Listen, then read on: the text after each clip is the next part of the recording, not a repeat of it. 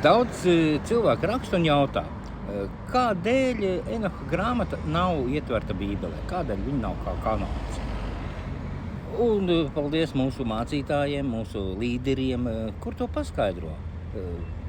Enoha grāmata ir ļoti interesanta grāmata, kas attiecās uz pirmo pasauli, pirmsplūdu laikiem. Enohs bija pravietis. Viņš pravietoja un pareģoja un sludināja Dievu vārdu cilvēkiem. Viņš bija starpnieks starp debesīm un zemi, eņģeļiem. Viņš bija starpnieks starp kritušajiem eņģeļiem ar Dievu. Viņš deva viņiem norādījumus. Beidzamais, ko viņš teica, bija tas, ka jums vairs glābšana nav nekāda, pilnīgi nekāda, un jūs tiksiet visi tie kritušie eņģeļi, no kā radās tālāk giganti, izpalīni, ka tie visi ies bojā, jo viņi jau bija zaudējuši Dieva acīs jebkādu žēlastību. Tie eņģeļi zināja, ka Dievs ir visu mīlošs, bet viņi nezināja to, ka Dievs visvairāk mīl cilvēku, un Dievs vēlējās glābt cilvēku.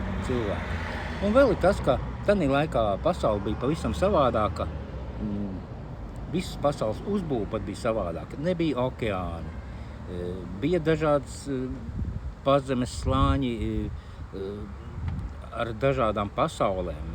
Arī debesis bija savādāks. Pilnīgi viss klimats, viss bija pilnīgi savādāks. Un tādēļ dēļ šiem kritušajiem eņģeļiem,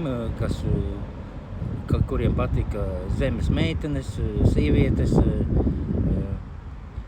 un viņi ar viņiem tur vairojās, radās giganti. Un Dievs vienkārši teica, ka tā pasaule ir jāiznīcina. Un viņš arī to izdarīja. Iznīcināja šo pasauli tādēļ, ka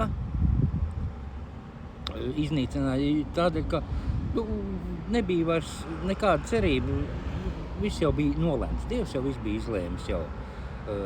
Un tā iznīcināja tā, ka lai pat mums nekādas atmiņas tur nebūtu, kaut ko jau atrod, kaut ko uzroka arheologi, atrod un brīnās, tie citplanētieši. Tie nav nekādi citplanētieši, ne no kādām zemēm. Tie ir kritušo eņģeļu un cilvēku krustojumi. Un tādēļ arī Enoha grāmata nav Bībelē, jo viņa mums vairs nav aktuāla. Mums ir dota baznīca, mums ir dots Jēzus, un jāseko un jāsludina Dieva vārds līdz pasaules galam.